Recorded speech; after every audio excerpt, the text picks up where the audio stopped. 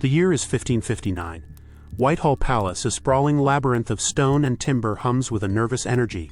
Tapestries depicting scenes of ancient glory adorn the walls, yet fail to entirely mask the chill that seeps in from the Thames. Courtiers, draped in silks and velvets, whisper conspiratorially in alcoves, their voices barely audible above the strains of a lute being tuned in the Great Hall. Queen Elizabeth I, barely a year into her reign, strides purposefully through the throng, her crimson gown a splash of defiance against the muted colors of the court. She is 25, her red gold hair meticulously arranged, her pale face framed by a ruff of intricate lace, her eyes, sharp and intelligent, miss nothing. She moves with a regal grace, a queen acutely aware of her presence and the effect she has on those around her. Yet, beneath the carefully constructed image of power, a subtle unease flickers. The weight of the crown, the expectations of her council, the ever-present threat of rebellion all press down upon her. William Cecil, her principal secretary, a man whose loyalty is as steadfast as the granite that forms the Tower of London, falls into step beside her. His expression is grave, his words measured. "Your Majesty," he begins, his voice low, "the Spanish ambassador has requested an audience." He presses for a confirmation of trade agreements. Elizabeth inclines her head, acknowledging the information. "And what of his true purpose, Cecil? Trade is but a veil. What does Philip truly desire?" Cecil's eyes dart around, ensuring they are not overheard. "An alliance, Your Majesty. A marriage. He believes that through you, he can secure England for Spain and the Catholic faith." A faint smile plays on Elizabeth's lips. "Philip dreams as much as the most romantic poets. Tell the ambassador I will grant him an audience. We shall hear his proposition. But make it clear, Cecil, that England is not a prize to be won, nor a pawn to be moved across a European chessboard." As they walk, Elizabeth observes the subtle dynamics of her court. Robert Dudley, her childhood friend and master of the horse, watches her from across the hall, his gaze intense and unwavering. Their bond is undeniable, a source of comfort and companionship in a world of political calculation. But their intimacy is also a dangerous vulnerability, a subject of endless speculation and gossip. Further away, the French ambassador, Jean de Montlec, Bishop of Valence, engages in a spirited conversation with several English nobles. His elegant gestures and carefully chosen words are aimed at winning favor, subtly promoting the merits of a French alliance. The rivalry between England, France, and Spain hangs heavy in the air, each nation vying for dominance, each eyeing Elizabeth as a potential key to unlock their ambitions. The Queen continues her walk, acknowledging courtiers with a nod or a brief word. She is acutely aware of the expectations placed upon her. England needs an heir, a Tudor, to secure the succession and prevent a descent into chaos. Parliament is already murmuring about the need for a suitable marriage, urging her to choose a husband who can provide the kingdom with the stability it craves. In her private chambers, Elizabeth finds a moment of respite. The room is filled with books and maps, a testament to her intellectual curiosity. She picks up a letter from her cousin Mary, Queen of Scots, currently residing in France. Mary's beauty and lineage pose a direct challenge to Elizabeth's legitimacy. Mary, a Catholic, represents a rallying point for those who oppose Elizabeth's Protestant reforms. The letter, filled with veiled threats and subtle claims to the English throne, serves as a constant reminder of the precariousness of her position. That evening in the Great Hall, a lavish banquet is held in honor of the visiting dignitaries. The tables groan under the weight of roasted meats, spiced wines, and elaborate desserts. Music fills the air and couples dance with practiced grace. Elizabeth, resplendent in a gown of silver and pearls, moves among her guests, engaging in conversation, charming and witty, yet never revealing her true thoughts. She dances with the Spanish ambassador, listening attentively to his flattery, his subtle promises of wealth and power. She dances with the French ambassador, parrying his attempts to undermine Spain, delicately probing his intentions. She dances with Robert Dudley, their movements fluid and intimate, a silent conversation passing between them. Later, alone in her chambers, Elizabeth reflects on the events of the day. The pressure to marry is relentless, the political machinations exhausting. Each suitor offers advantages, but each also carries risks. To marry Philip of Spain would secure an alliance against France, but it would also alienate her Protestant subjects and risk turning England into a Spanish satellite. To marry a French prince would counter Spanish ambitions, but it would invite the wrath of Philip and potentially plunge England into religious war.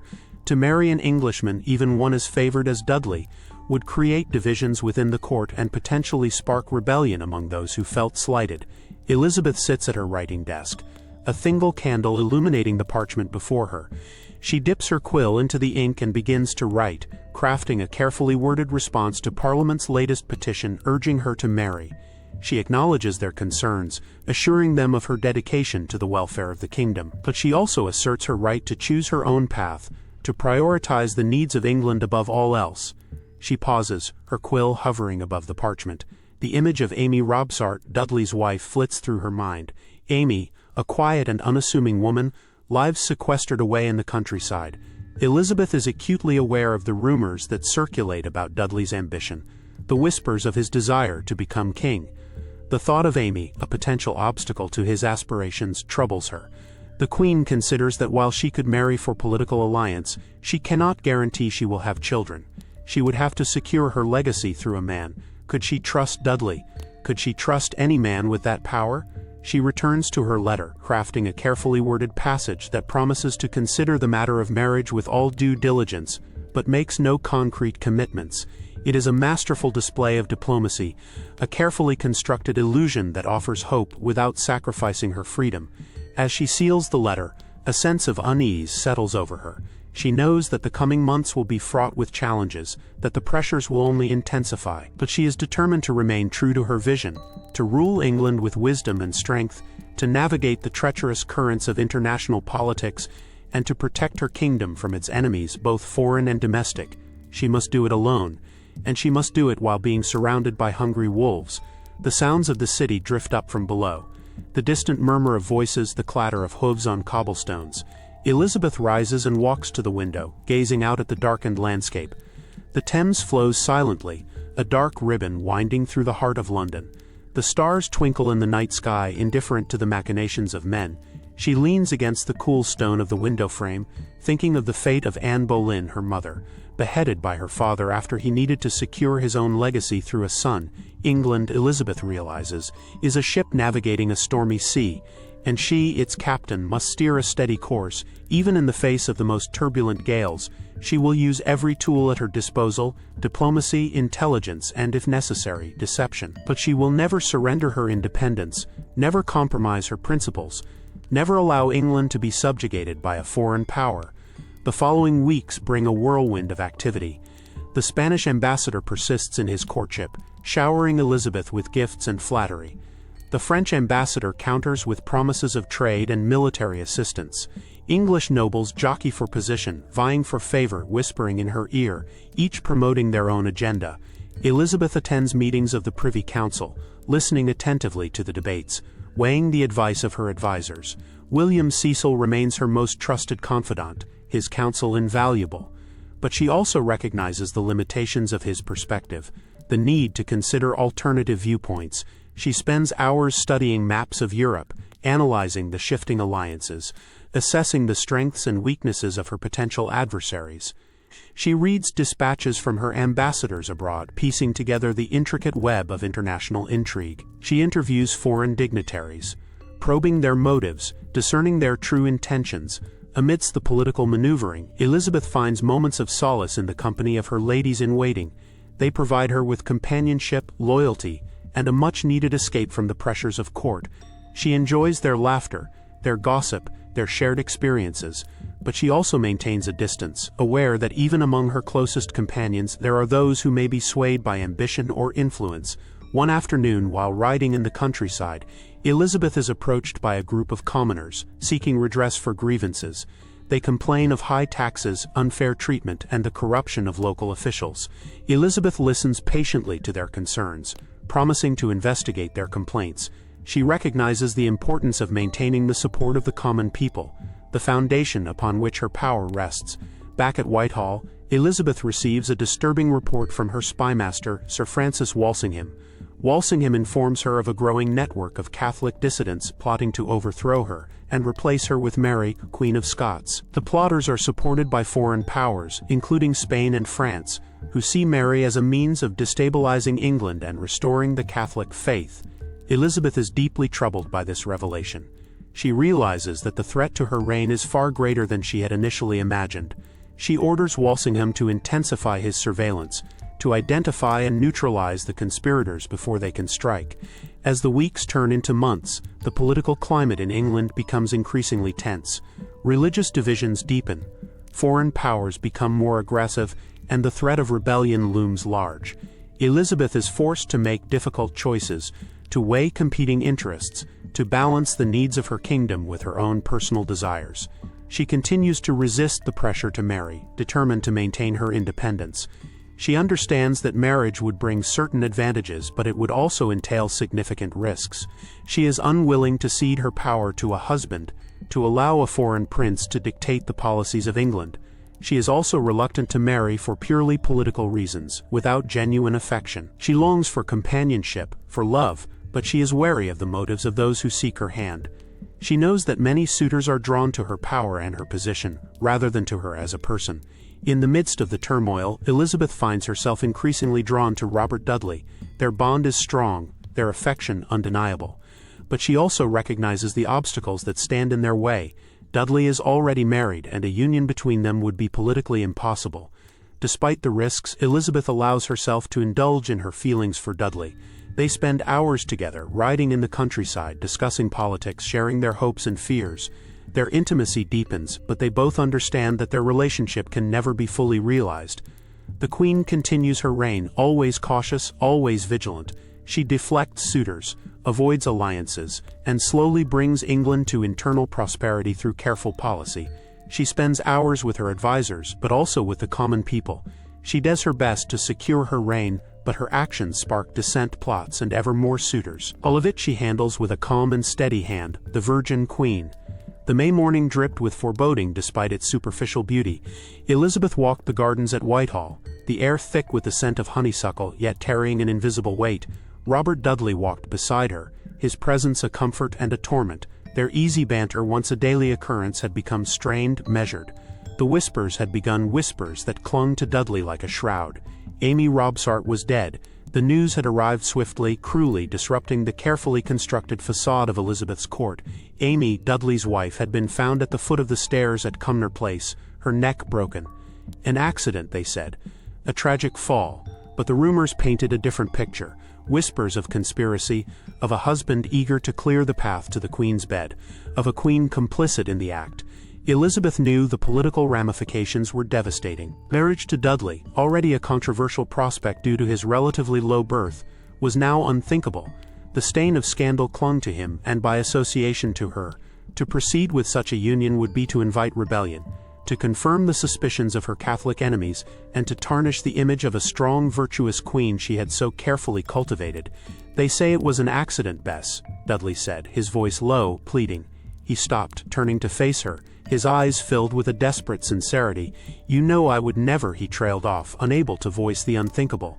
Elizabeth searched his face, seeking the truth. She had known Dudley her entire life. She trusted him, loved him perhaps, but the political realities were inescapable. Doubt, a corrosive acid, began to eat away at her certainty. "The people will not believe it, Robin," she replied, her voice cool, detached. She needed to maintain composure, to project an image of control, even as her world threatened to crumble around her.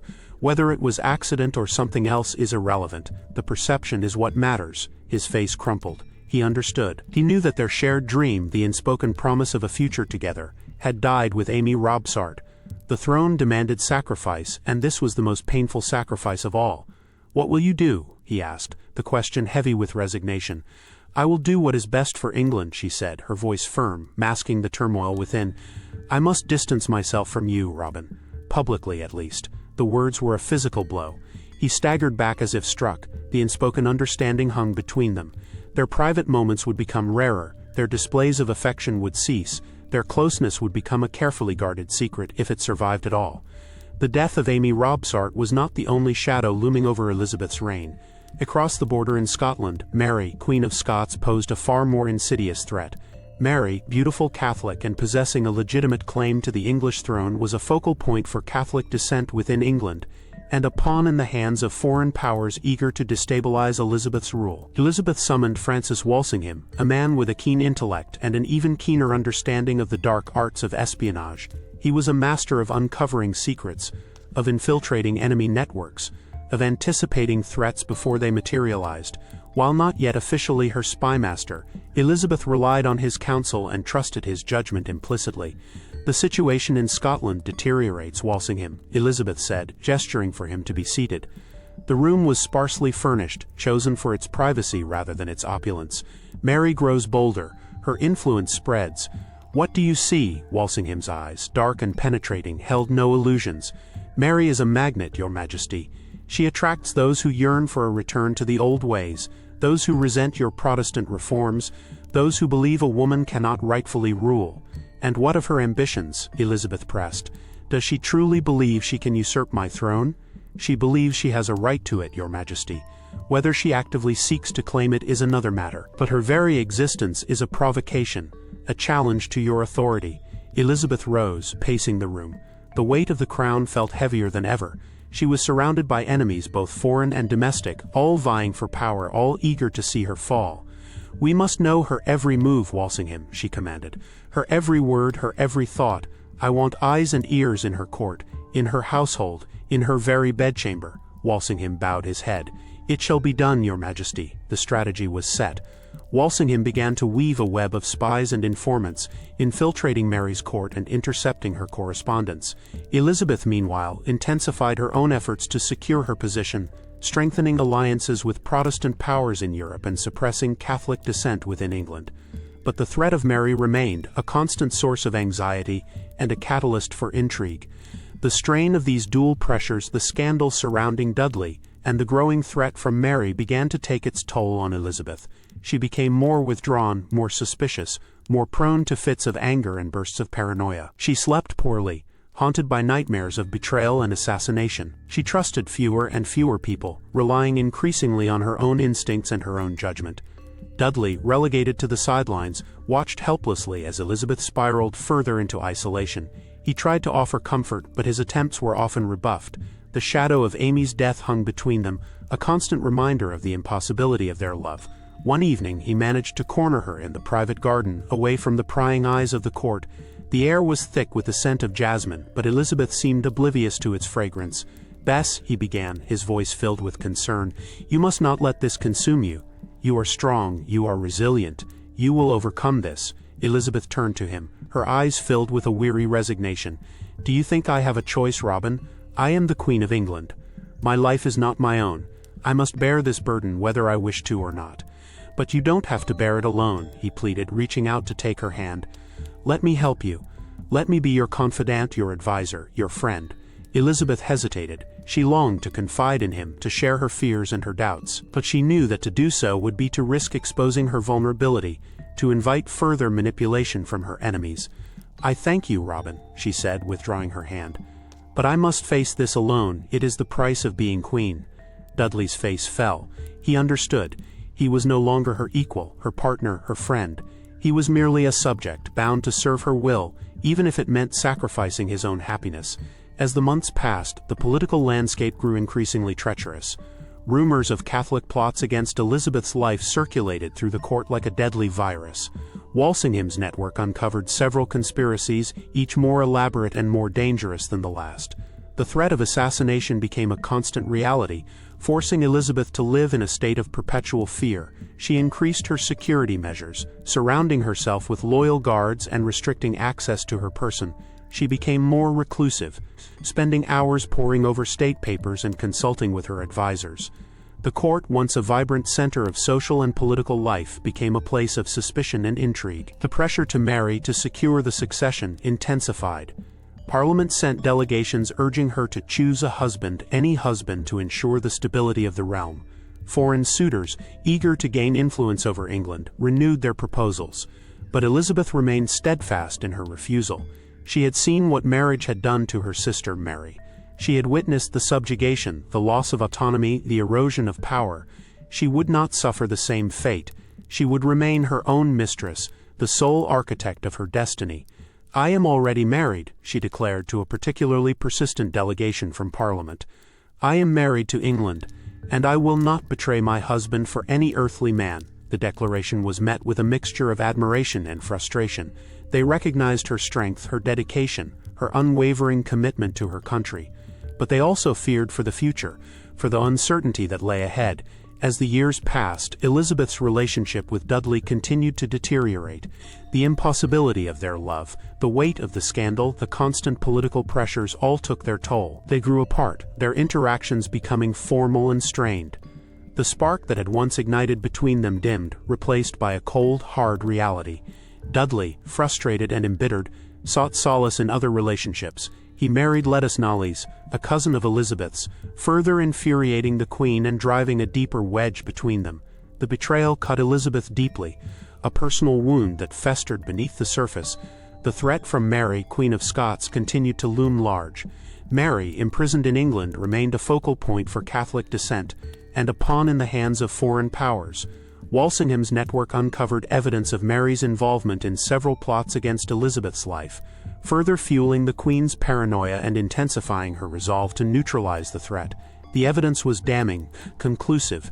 Mary had conspired to overthrow Elizabeth, to assassinate her, to seize the English throne. Elizabeth faced a terrible dilemma. To execute Mary would be to invite the wrath of Catholic Europe, to risk war with Spain and France.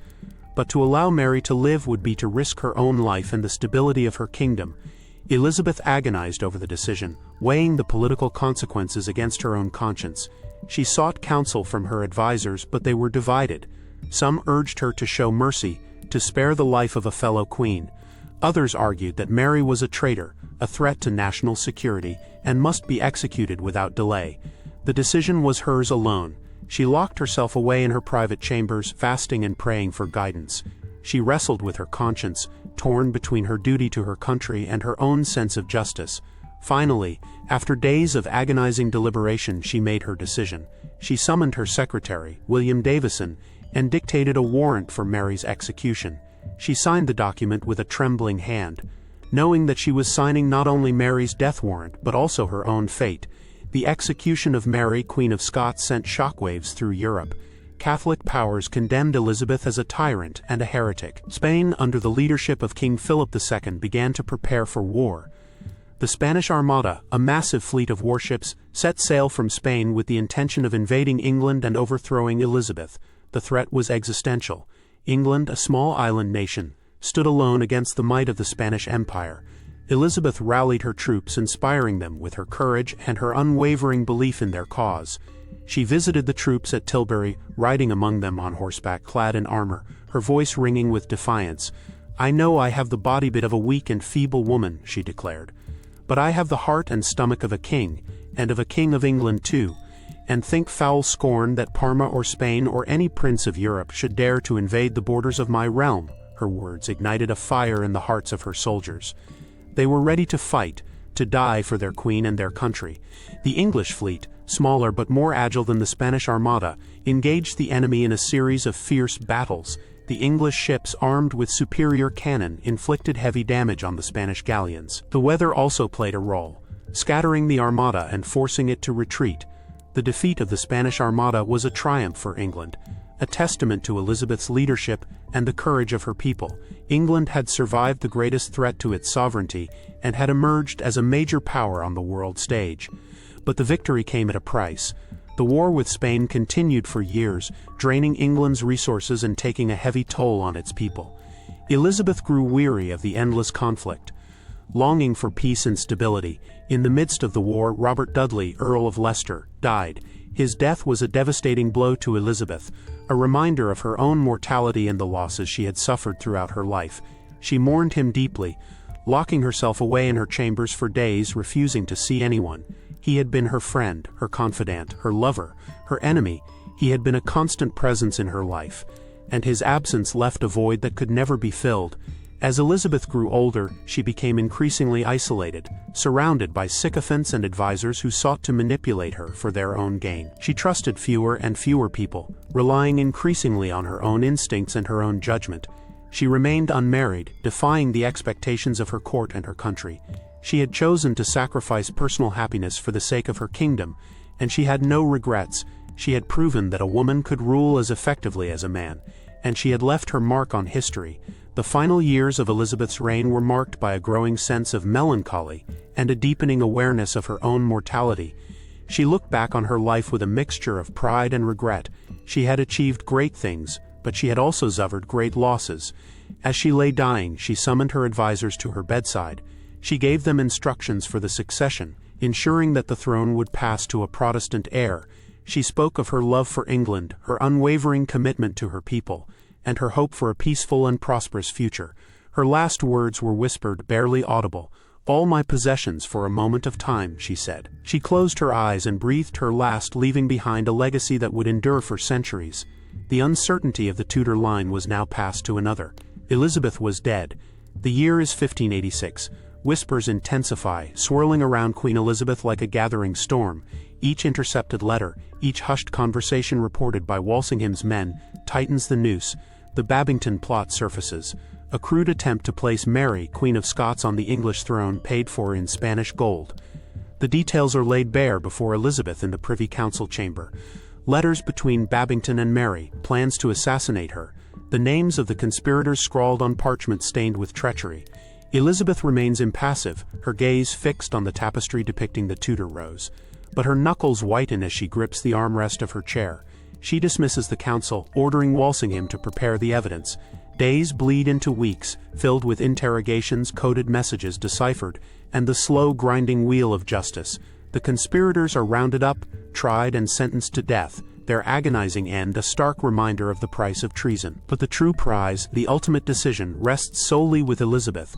The fate of Mary Stuart. Parliament petitions, demanding Mary's head. Her advisors urge swift action, warning of further plots and potential invasion. Public sentiment, whipped into a frenzy by preachers and pamphlets, mirrors their call for blood. Even Cecil, her lifelong confidant, presses the issue with uncharacteristic urgency. Yet Elizabeth hesitates. Mary is not merely a political rival. She is a queen anointed and once revered. To execute her would be to invite condemnation from across Europe. To stain the Tudor name with regicide, more importantly, it would be an admission of weakness, a confirmation of the insecurity that has plagued her reign. For weeks, Elizabeth locks herself away in her private chambers, poring over documents, wrestling with her conscience. She summons theologians, lawyers, and historians, seeking justification, searching for precedent. Sleep offers no respite, only visions of Mary, pale and defiant, accusing her from beyond the grave. Finally, the warrant is drafted, a stark, unforgiving document that seals Mary's doom. It sits on Elizabeth's desk, a tangible symbol of the burden she bears. She picks up the quill, dips it in ink, and then hesitates again. The silence in the room is deafening, broken only by the scratching of rats in the walls. She recalls her coronation, the cheers of the crowd, the weight of the crown upon her head. She remembers her oath to protect England, to defend her people from harm. With a sigh that seems to carry the weight of centuries, she presses the quill to the parchment. The signature is shaky, barely legible, but it is done. News of Mary's impending execution spreads like wildfire, igniting outrage and fury across Europe. Philip II of Spain, already eager to depose Elizabeth and restore Catholicism to England, sees this as the final provocation. He accelerates his plans for invasion, pouring men and resources into the construction of the Armada, a fleet of warships intended to crush English resistance and deliver a Spanish army to her shores. Ambassadors lodge formal protests threatening war. Catholic conspirators within England renew their efforts, plotting uprisings and acts of sabotage. Elizabeth finds herself surrounded by enemies, both foreign and domestic. Meanwhile, Robert Dudley, now Earl of Leicester, finds himself embroiled in the ongoing conflict in the Netherlands. Elizabeth had dispatched him there to aid the Dutch rebels in their fight against Spanish rule, hoping to both weaken Spain and secure England's strategic interests. However, Leicester's military campaigns prove less than successful. He lacks the experience and strategic acumen necessary to defeat the seasoned Spanish commanders, and his efforts are hampered by logistical problems, political infighting, and a chronic shortage of funds. Elizabeth grows increasingly frustrated with his performance, bombarding him with letters filled with criticism and demands for action. Leicester, in turn, feels unjustly criticized. He believes Elizabeth underestimates the challenges he faces and resents her constant interference. He longs for her support and affection, but her letters are cold and businesslike, devoid of the warmth he once knew. The distance between them grows with each passing month, strained by the pressures of war and the weight of past regrets. Leicester's health begins to deteriorate, weakened by the rigors of campaigning and the emotional strain of his fractured relationship with the Queen. The execution of Mary, Queen of Scots, takes place at Fotheringhay Castle on February 8, 1587. The event is meticulously stage-managed, intended to convey an image of justice and resolve. Mary faces her death with courage and dignity, refusing to admit guilt and proclaiming her innocence to the very end. Her final words, spoken with unwavering conviction, echo across the courtyard, further fueling the outrage of her supporters. Elizabeth receives the news with a mixture of relief and regret. Mary is gone, the threat to her throne eliminated, but the consequences of her actions are only just beginning to unfold. The year 1588 dawns with a sense of impending doom. The Spanish Armada is nearing completion, its vast fleet poised to set sail for England. Elizabeth orders the mobilization of her defenses, bolstering the English fleet, fortifying coastal defenses, and raising a militia to repel any invading force. The country is gripped by fear but also by a fierce determination to resist the Spanish threat. Prayers are offered in churches, bonfires blaze on hilltops, and rumors spread of divine intervention. Then, in September, news reaches London that Leicester is dead. He succumbed to a fever at Cornbury Park, leaving Elizabeth devastated. Despite their differences and the years of separation, she had always held a special place in her heart for Dudley.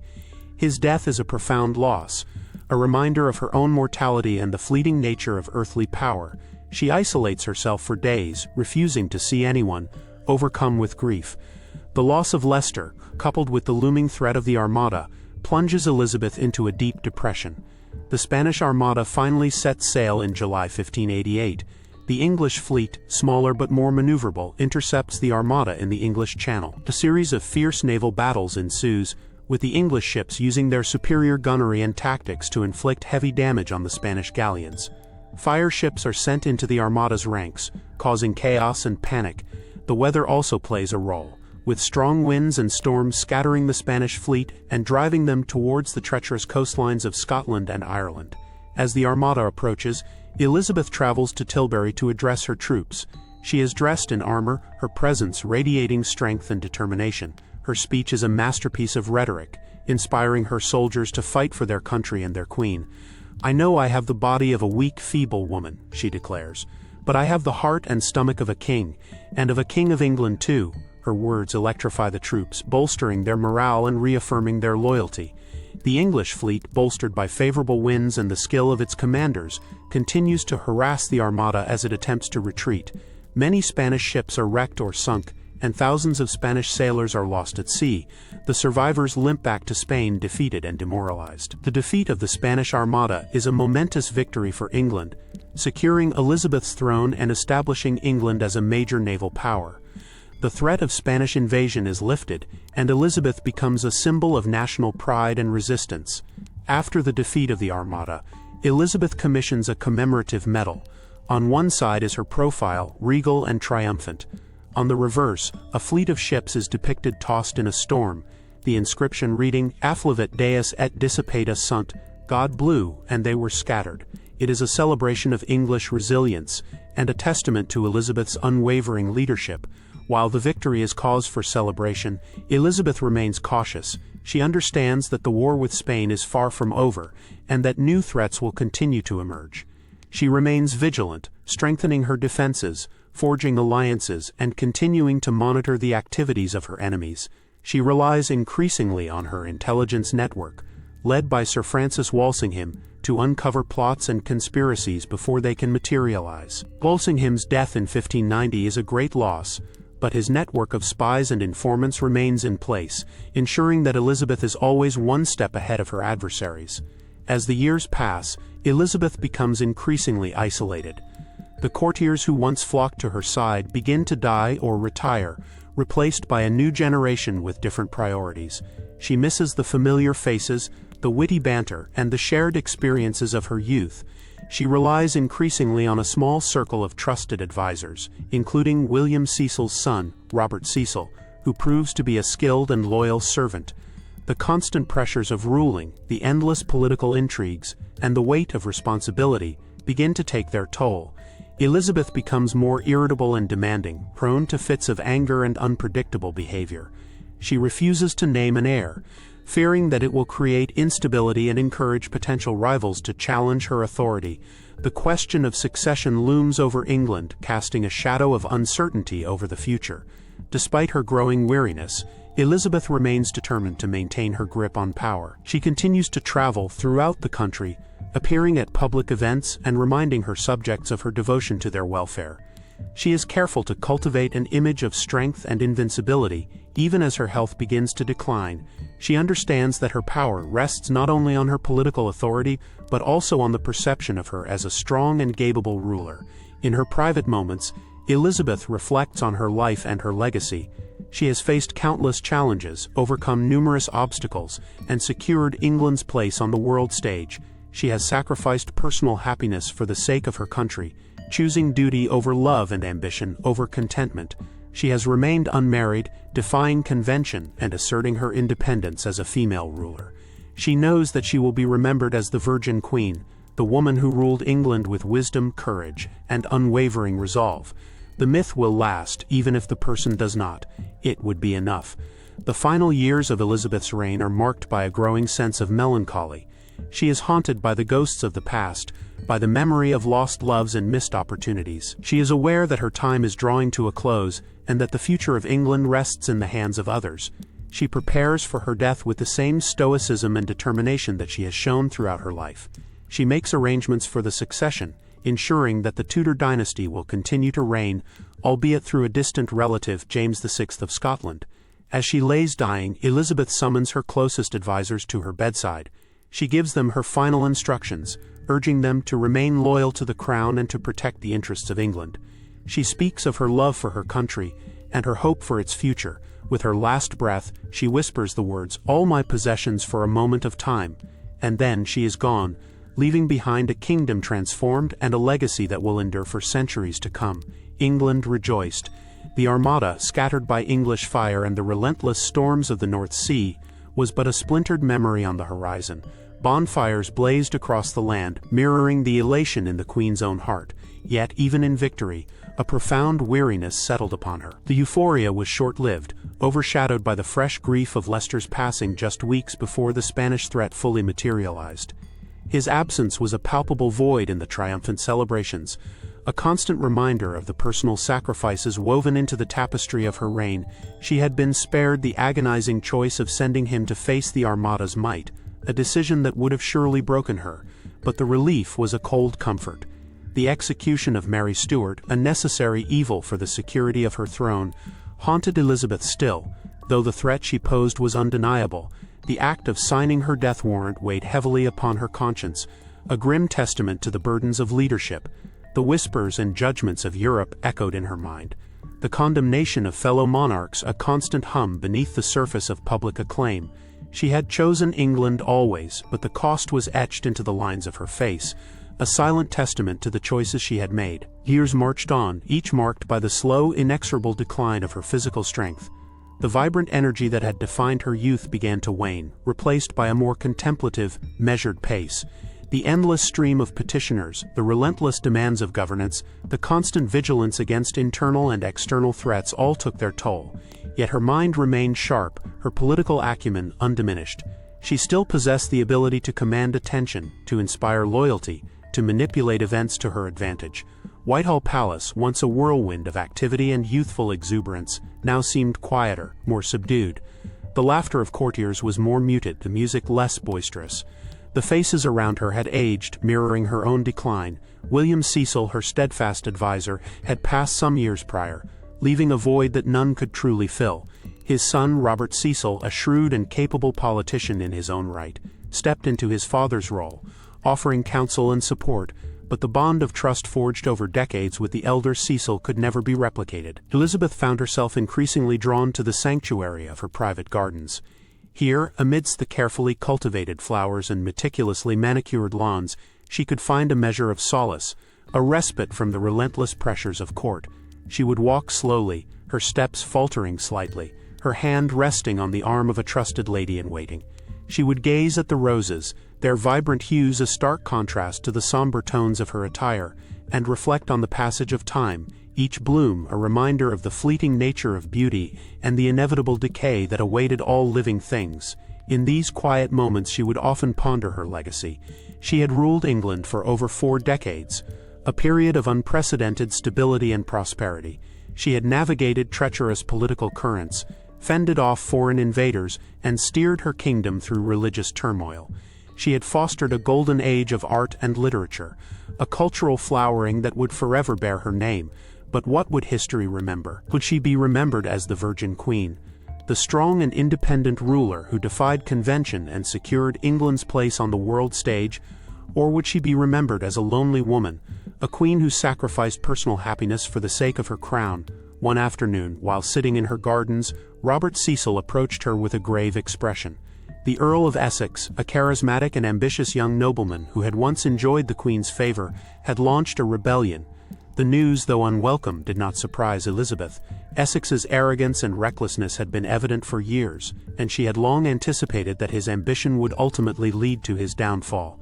The rebellion was quickly suppressed, and Essex was captured and brought to trial. Elizabeth, with a heavy heart, signed his death warrant, another painful reminder of the sacrifices she had to make for the sake of her kingdom. As the years drew to a close, Elizabeth became increasingly preoccupied with the question of succession. She had steadfastly refused to name an heir, fearing that it would undermine her authority and invite political intrigue. But now, with her own mortality looming large, the matter could no longer be ignored. Robert Cecil, working discreetly behind the scenes, began to lay the groundwork for the accession of James VI of Scotland, Mary Stuart's son. James, a Protestant and a distant relative of the Tudors, seemed the most likely candidate to ensure a smooth transition of power. Elizabeth, though aware of Cecil's machinations, neither explicitly endorsed nor forbade them. She remained enigmatic, a queen to the very end, unwilling to relinquish her control or to betray her lifelong commitment to preserving the stability of her realm. She trusted Cecil to act in the best interests of England, and she knew that he would do whatever was necessary to secure the Tudor dynasty's legacy. In the final months of her life, Elizabeth grew increasingly frail and withdrawn. She spent much of her time in her private chambers, surrounded by her most trusted ladies-in-waiting. She refused to eat, and she rarely spoke.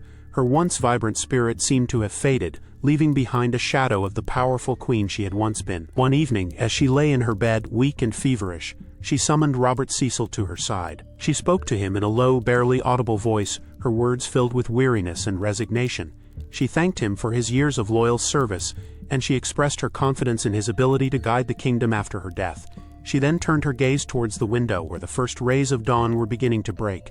"My kingdom," she whispered, her voice barely a breath. "I have loved it well." She closed her eyes, and a faint smile flickered across her lips. A few hours later, on the 24th of March, 1603, Queen Elizabeth I, the Virgin Queen, the Lioness of England, breathed her last. The news of her death spread quickly throughout the kingdom, plunging England into mourning. The bells of Westminster Abbey tolled solemnly, and the flags of Whitehall Palace were lowered to half-mast. The people of England, who had known no other monarch for over 4 decades, grieved the loss of their queen, their protector, their symbol of national pride. James VI of Scotland was immediately proclaimed King James I of England, uniting the 2 kingdoms under a single crown. The Tudor dynasty, which had ruled England for over a century, had come to an end, but its legacy would endure. Elizabeth's reign had transformed England into a major European power, a nation renowned for its strength, its prosperity, and its cultural achievements.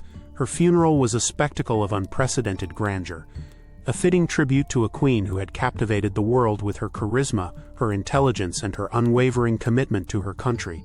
Her body was carried through the streets of London on a magnificent hearse, adorned with gold and silver and draped in black velvet. Thousands of mourners lined the streets, their faces etched with grief and respect. She was laid to rest in Westminster Abbey, alongside her sister Mary I and her grandfather Henry VII. Her tomb was a magnificent work of art, a testament to her enduring legacy. Above her effigy an inscription read, "Here lies Elizabeth, Queen of England, France, and Ireland, a princess of renowned memory, happy in her life and more glorious in her death."